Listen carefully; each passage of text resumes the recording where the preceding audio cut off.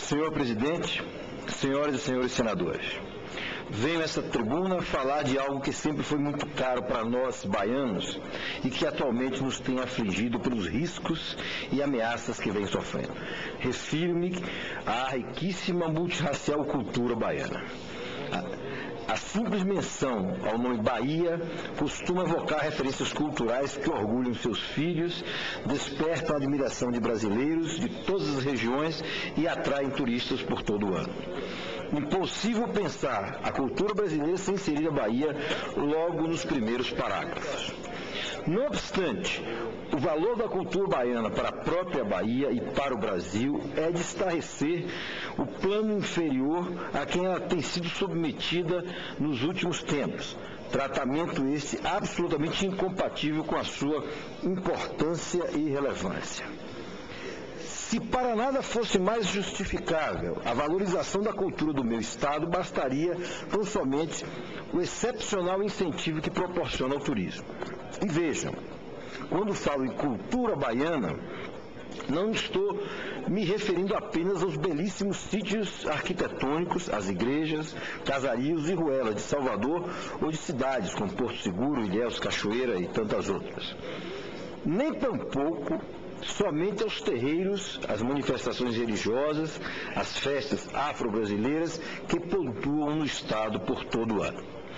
Refiro-me também e especialmente aos escultores, pintores, pensadores, cientistas, poetas, compositores, artesãos, escritores, músicos e cantores que a Bahia deu ao país e que muitos deles estão sendo gradativamente esquecidos ou sequer estão tendo a oportunidade de serem conhecidos pelas novas gerações. Nem sempre foi assim. Lembro-me quando o então governador Antônio Carlos Magalhães adquiriu e trouxe para a Bahia, ainda nos anos 70, a coleção do pernambucano Abelardo Rodrigues. A disputa gerada entre os estados da Bahia e de Pernambuco, ambos empenhados em preservar a coleção, foi tamanha que o episódio passou a ser conhecido na Bahia como Guerra Santa. Hoje o fluxo inverteu-se e o que temos assistido são acervos deixarem a Bahia. É verdade que a cultura não deve permanecer indefinidamente à sombra do Estado, dependendo de seus recursos e favores. Mas é forçoso reconhecer que no Brasil ela ainda não pode prescindir do apoio e da ajuda do poder público.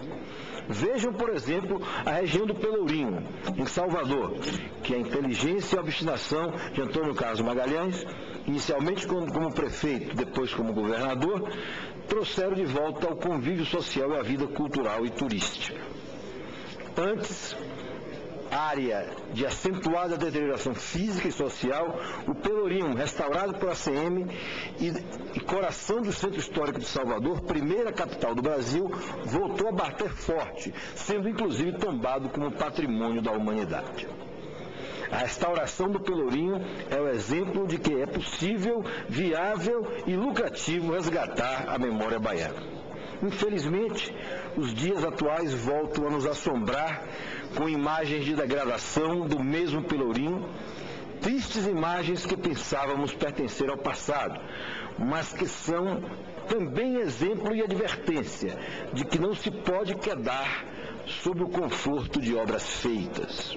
A cultura baiana é festejada por todos, nativos e estrangeiros. Mas se ela não for preservada, protegida por todos que a amam, inclusive os muitos que dela tiram seu sustento, um dia não haverá mais o que festejar. A Bahia de Glauber, do Afoxé Filhos de Gandhi, de Jorge Amado, de Caribé, de Calazans, de Gilberto Gil, não por acaso o ministro da Cultura, Milton Santos e tantos outros. Passa da hora, por exemplo, da Bahia contar com um grande museu, à semelhança do MASP, que, tenho certeza, teria sua agenda lotada por anos, apenas com mostras de autores da terra. Fato é que os governos estadual e da cidade de Salvador não têm demonstrado preocupações, pelo menos da forma esperada, com a preservação da nossa cultura, se não no sentido de mantê-la viva para as novas gerações, pelo menos como fator de incremento do turismo. Para o orçamento do ano que vem, procurei seguir a tradição do senador Antônio Carlos Magalhães, de prestigiar a cultura da Bahia.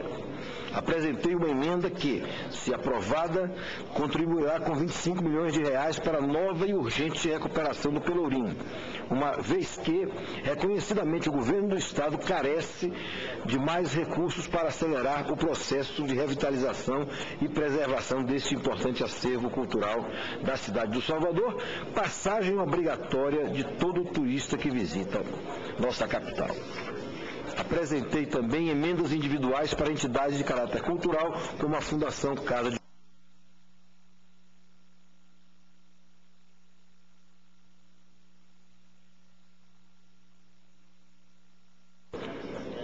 no saguão do aeroporto Luiz Eduardo Magalhães. E se nada for feito, nós todos, baianos e brasileiros em geral, nos empobreceremos com ela. Muito obrigado.